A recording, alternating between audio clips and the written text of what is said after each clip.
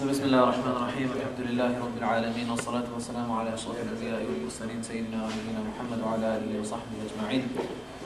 اللهم علمنا ما ينفعنا وانفعنا بما علمتنا وزدنا من فضلك علما وتعليما إنك على كل شيء قدير.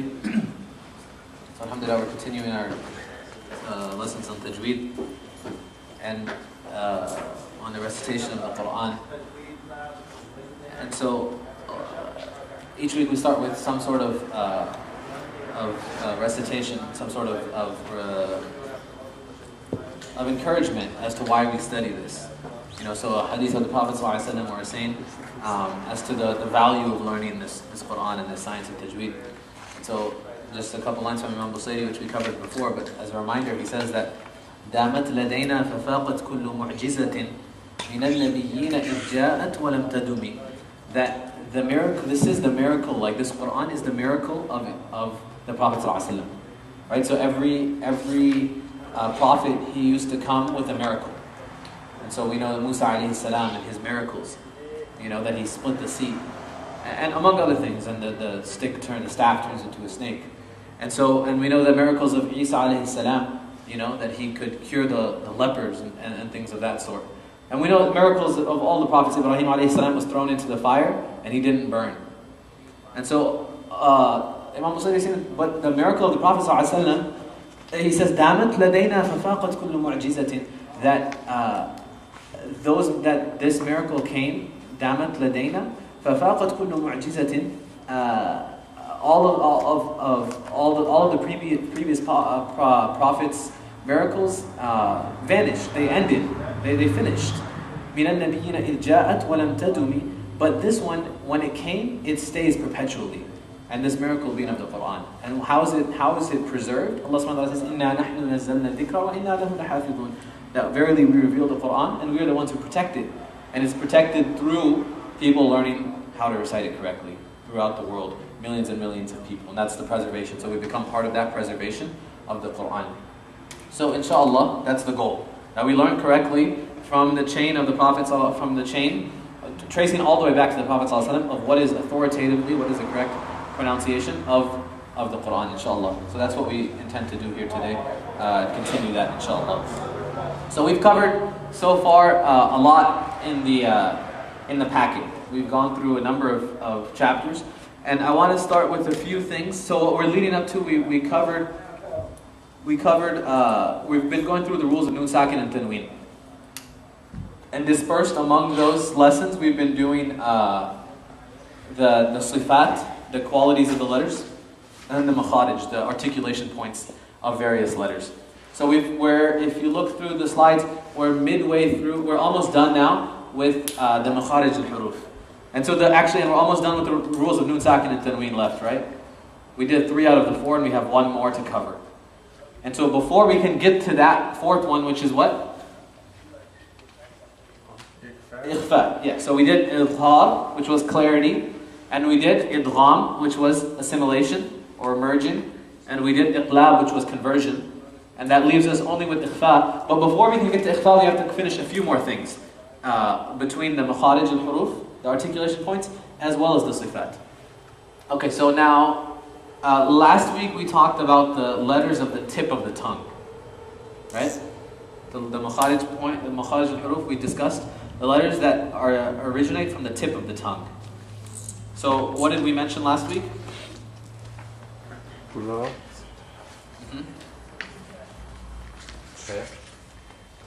No, in some sort of order. Oh. So we said, first of all, we said that the tongue, the letters of the tongue can be from 2 general places. One is the tip of the tongue, and one is غير طرف اللسان. One is like the other portion, the rest of the tongue. And this is the general place of most of the letters, because most of the sounds come from the tongue. And so we finished the back of the tongue, or the rest of the tongue, and we're on the tip of the tongue. And so from the tip of the tongue, we started with what? Starting from the highest, what did we start with?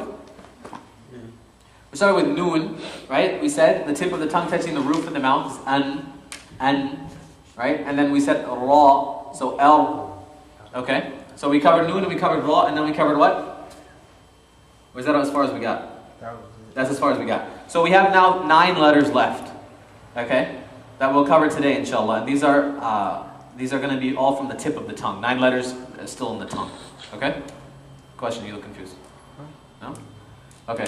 So first we're going to start with the tip of the tongue touching the top of the back teeth. The back of the top teeth. Sorry. Okay, so this is going to be the tip of the tongue touching the top of the back teeth. Okay? And so those letters are? Ba. Dal. And? Ta. Ta. Okay? So now, how do we test the makhraj? The most basic point, how do we do it? Put a hamza and a sukoon. Exactly. Okay, so we're going to put a hamza before it and a sukoon on the letter. So we're going to say alto. Alto. Now what is ta a letter of as well? What is a quality or characteristic of ta? Qalqala, right? Qutbu jad. Qaf, ta, ba, jim, dal. So when we put a sukoon on this, we're going to say alto. Okay. Now, so this is more of an exercise in identifying where the sound comes from. Alto. And you can feel that the tongue should touch the top of the back teeth. Alto. Okay? And so we say,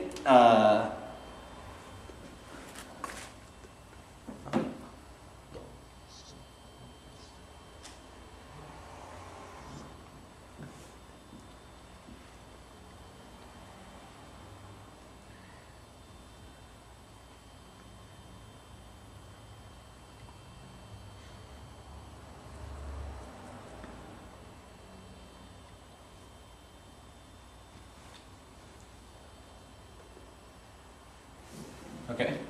So what do we say here?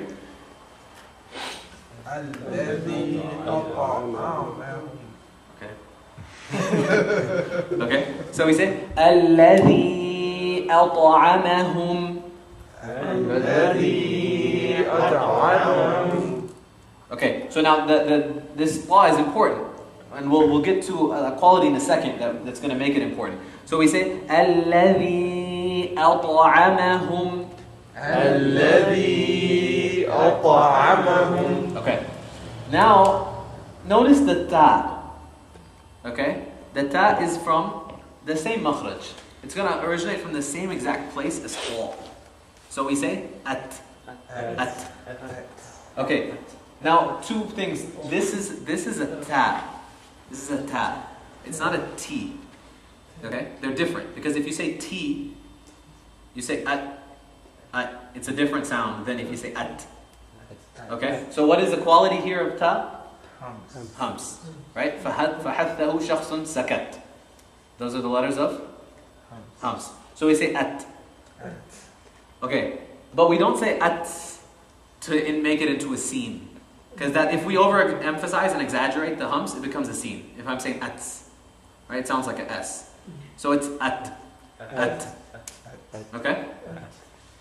Now, if they both originate from the same place, what's the difference? One is thick. Huh? The lips is right. Well, you have a qalqala. That's one thing on the. That's one difference. But even without the qalqala. One is thick. Yeah, one is thick and one is thin. So that's going to be that's literally the difference between these two, right? Why don't we say alladhi at'amahum? It's coming from the same place. So a lot of times you'll say that note the makhraj difference, the difference in the point of articulation, but the point of articulation is the same between ta and ta. The difference is going to be that ta is a thick letter and ta is a thin letter. Okay, ta. So we say. So here we just say at, right? But if we want to practice it, we say.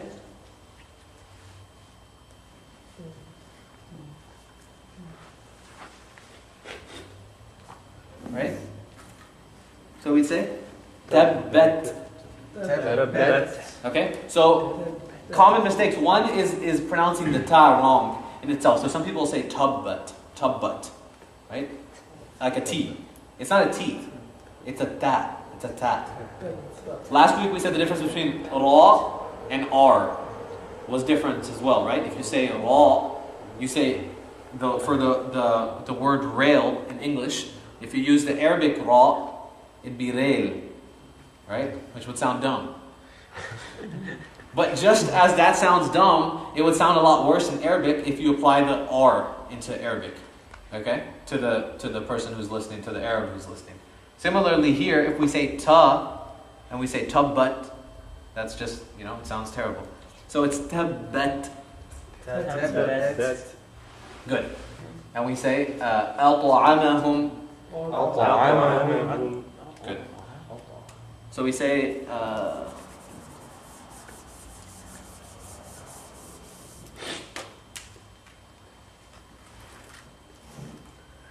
and this ta is a thick letter, like we said, and I'll mention the thick letters in a second. So we say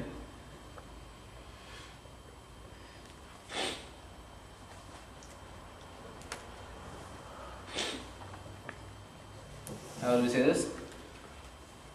طاغية. Yeah. طاغية.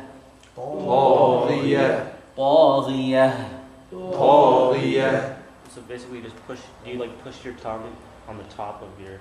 Yeah. So right at the back of the two front teeth. So right behind it. Yeah, right behind it. It's طا. Like next to the new one. طا. No, lower.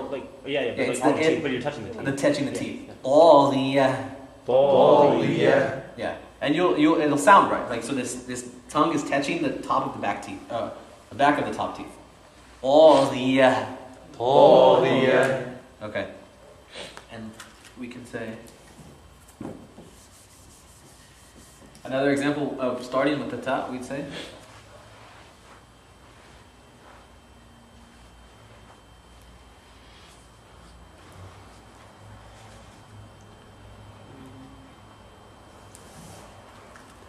ترميهم. again. ترميهم. Me. Or one person. Oh, that's okay. So you got ترميهم. Yeah.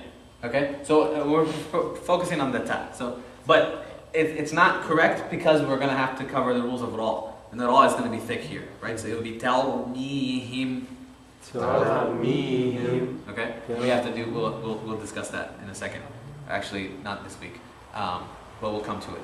So it's talmihim. ترميهم. Talmihim. ترميهم. Okay. And then, so that's ta and ta. And the difference, like we said, is ta is thick and ta is thin. Now we have dal. Okay? So dal is from the same makhraj. Okay? And it's also a letter of qalqala, right? Qutbu jad. Okay? So this is another letter of qalqala. And so we'd say here, okay, now this is, the common mistakes is people mix between bod, right? Bod and dal. Okay, now those have completely different makharij, those have completely different articulation points. So when we said bod last week, we spent some time on it. Where does it originate from? Left side. Yeah, the whole left side of the tongue against the left upper teeth, the whole thing. Or you can do the right, or you can do both, but most people explain it from the left side. Okay, and this is a totally different makhraj. This is the front of the tongue touching the top of the teeth. So you'd say, right?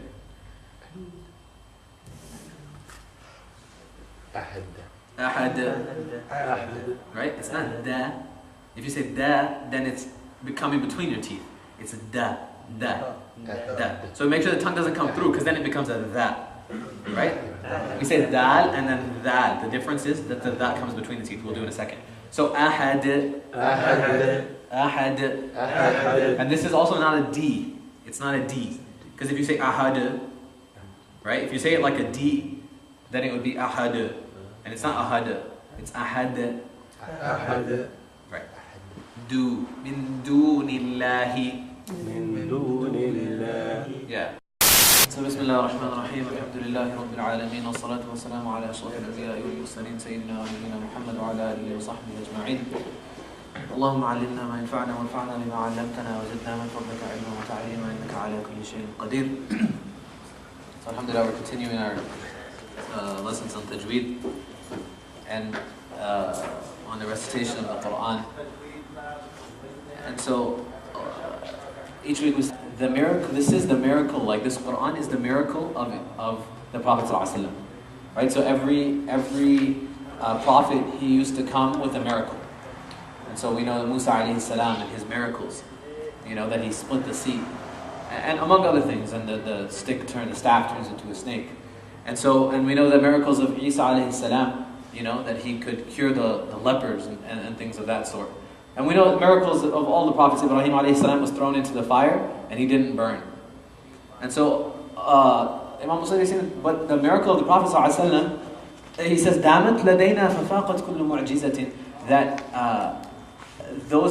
this miracle came, دامت لدينا ففاقت كل معجزة, all of the previous prophets' miracles vanished. They ended. They finished. من النبيين إذ جاءت ولم تدم, but this one, when it came, it stays perpetually.